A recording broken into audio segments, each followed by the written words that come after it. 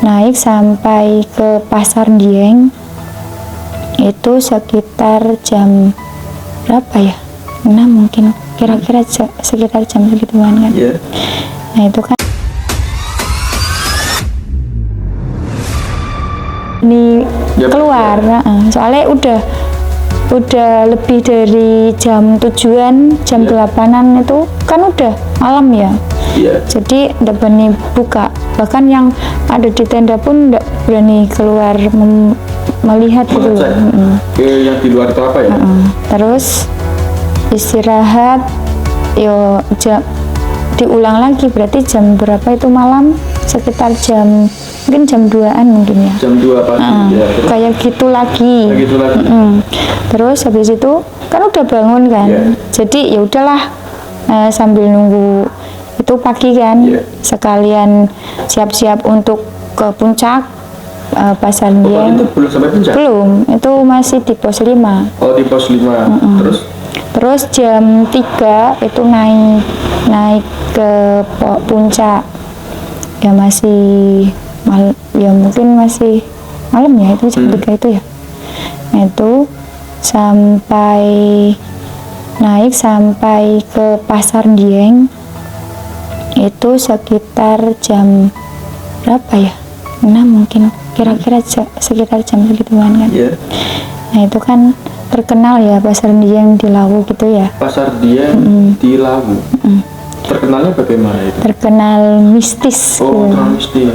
Ya katanya orang kan dengar entah itu lihat apa gitu kan.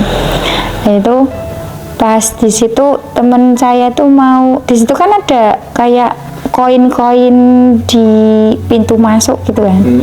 Itu mau diambil, wah lumayan ki ono duit gitu kan. Mau diambil, tapi kan ada temen gua, jangan diambil, itu bukan hakmu kayak gitu kan. Udah bercanda gitu kan. Habis itu jalan, di situ foto-foto. Itu kayak denger suara rame gamelan gitu. Suara gamelan? Rame gamelan. Itu yang dengar suara gamelan Mbak sendiri atau ada beberapa temenku juga yang mendengar suara gamelan itu? Iya. Itu perkiraan dari suara jauh atau dekat? Dekat. Kira-kira? Dekat. Ada yang bilang dekat, ada yang bilang jauh. Kalau saya sih jauh, tapi kalau temenku ada yang ngomong deket tok gitu. Terus kan yaudah kan tak pekan. Terus jalan itu kan di Pasar Dieng itu ada tumpukan batu. Nah itu tumpukan batunya itu kecil, besar, nanti kecil-kecil kayak gitu kan. Kerucut ya. Terus untuk kerucut pas itu udah kan. Terus tetap jalan sampai ke Mbok Yem. Di situ kan ada penjual penjual yang tertinggi gitu loh, Mbok Yem. Hampir di situ ngopi-ngopi dulu, ngeteh, terus makan. Habis itu naik bareng sama rombongan gitu kan. Tapi ada beberapa teman saya yang nggak naik. Berarti berapa yang di Mbok Yem, 2 orang nggak naik. Terus naik sampai puncak hanya sekitar 1 jam mungkin kira-kira ya. Habis di puncak foto-foto udah turun gitu. Nah dari kejadian itu, dari kisah-kisah yang itu, dari kisah-kisah dari awal itu, sebenarnya itu sebelum berangkat itu saya udah beberapa kali dimimpiin, berturut-turut nyampe hampir 3 kali. Mimpinya apa itu? Mimpinya itu yaitu dilihat ke candi, terus sendang, terus mimpi yang orang ini panas itu, tapi dia tuh 2 orang meninggal kan. Memang di situ ada yang dulu pernah kejadian kebakaran gitu kan. Itu terus ada yang meninggal karena hipo gitu kan. Tapi kan pas ketemu udah udah meninggal gitu kan. Nah itu kemudian dilihatkan kayak rumah apa sih ya namanya, kayak rumah kayu gitu. Nah, itu diperlihatkan gitu. Terus pas turun dari puncak itu ngomong sama Mbok Iem, sempat ngomong sama Mbok Iem. Ngomong apa? Ngomong pas ngomong sama Mbok Iem hampir nunggu berapa, ya mungkin hampir 1 jam mungkin ya, cuma pengen ngomong tok. Iya. Ya itu ngomong kisah yang dimimpiin itu, maksudnya kenapa kok saya dimimpiin kayak gini, padahal saya nggak pernah ke Lawu gitu kan, terus nggak tahu isinya Lawu itu bagaimana gitu. Nah itu Mbak Yangnya bilang berarti kamu disuruh sowan ke sini gitu. Tapi kalau disuruh sowan ke sini kenapa saya gitu kan? Ya udah Mbaknya nanti ngomongnya kan Jawa sebenarnya. Ya udah nanti Mbaknya nanti kalau pas turun dari dari puncak itu harus itu dulu cuci muka dulu di sendang gitu. Dan sebelum berangkat pun sebenarnya ada kejadian yang menurutku unik sih ya. Unik gimana? Pas sebelum mendaki kan ada yang meninggal ya. Iya, 2 hari itu ya. Iya, 2 hari itu. Itu tuh temen saya tuh ada yang ngajakin ke Lawu gitu loh. Nah, lewatnya Cemoro Sewu. Nah, terus saya bilang sama pas ngajakin kan saya langsung bilang sama mbak saya kan. Mbak saya mau ke Lawu, tapi kok saya dimimpiin kayak gini kan. Ceritain kan. Terus mbakku bilang, nggak usah berangkat dari ini gitu kan. Nggak usah berangkat dari ini, nggak usah lewat apa itu namanya Cemoro Sewu gitu kan. Emang kenapa nggak usah berangkat dari ini, nggak apa-apa, kapan-kapan aja atau nunggu nanti. Terus dari itu ada berita kalau ada yang meninggal di Cemoro Sewu. Setelah itu? Berarti minggunya ada berita meninggal itu. Berarti mimpi itu sebelum terjadinya orang meninggal di Gunung Lawu itu ya? Oh itu berarti ini sudah ada isyarat ya? Iya, nggak tahu. Kan kalau saya mimpi kayak gitu kan nggak tak pikirin gitu. Gitu apa sih gitu. Cuman itu kebetulan mungkin. Gitu. Nah, itu ada yang meninggal, terus berarti hari minggunya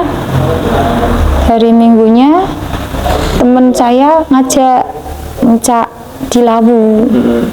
Nah, terus lewatnya Cetok. Nah, pas tanggal 7-nya saya sampai ke base camp itu baru istirahat dari base camp Cemoro Sewu itu ada kabar yang meninggal udah ketemu gitu. Oh, itu berarti itu apa nggak takut? Sedangkan satu tempat sama orang yang baru meninggal. Ya enggak sih. Enggak. Oh. Ya enggak. Terus apalagi tuh kisah selanjutnya itu?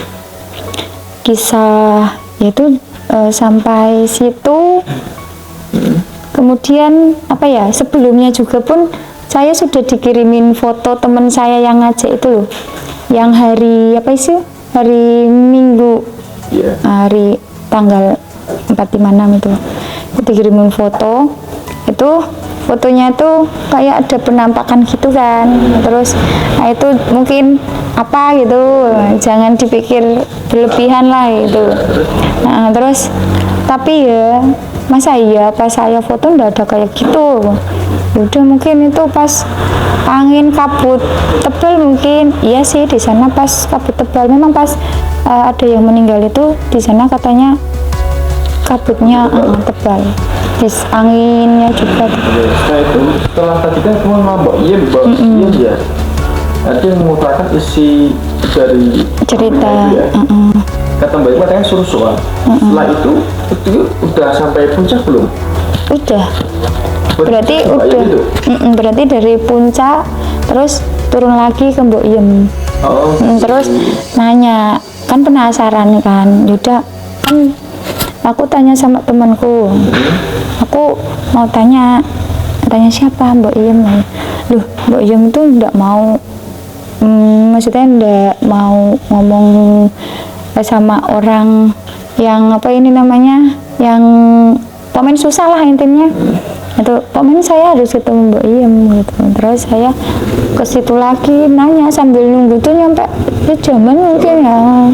Terus ngomong cerita itu, cerita apa namanya, mimpi saya itu. Setelah dari Mbak Iem kan turun ya, itu ada kejadian ganjil lagi nggak?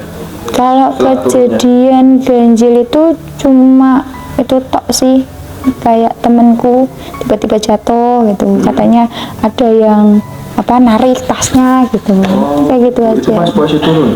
Posisi turun. Terus pas di base campnya juga banyak yang cerita-cerita kalau dia itu melihat ini, melihat itu kok sama kayak yang saya lihat gitu kan. Terus apa namanya, dengar gamelan, dengar orang banyak yang dongeng kayak rame gitu kan. Iya. Nah, itu kok ya sama, apa mungkin Anda tahulah gitu kan. Pokoknya seperti itu sih. Sampai base camp, terus udah nggak ada kayak apa namanya mistis-mistis kayak gitu. Udah aman berarti ya. Udah aman. Berarti emang itu sih ya. Itu kan juga masih alam banget. Iya. Dan Gunung Lawu itu kan memang terkenal soal mistisnya. Ada sebagian orang yang katanya buat pemuja, ya Iya. ada yang bilang untuk pesugihan atau kadang buang jin di situ. Makanya Gunung Lawu ya memang terkenal mistisnya juga sih. Iya. Itu. Oke, cukup ya. Oke, tadi terima kasih saya sampaikan ya, sudah mengutarakan ceritanya pendakian di podcast kami ya. Oke.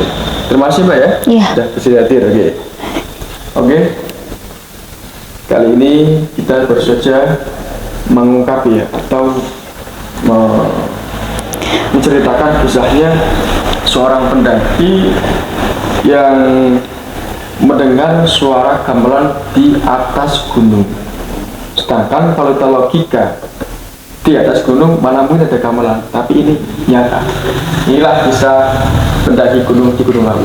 Sekian dari saya. Assalamualaikum warahmatullahi wabarakatuh.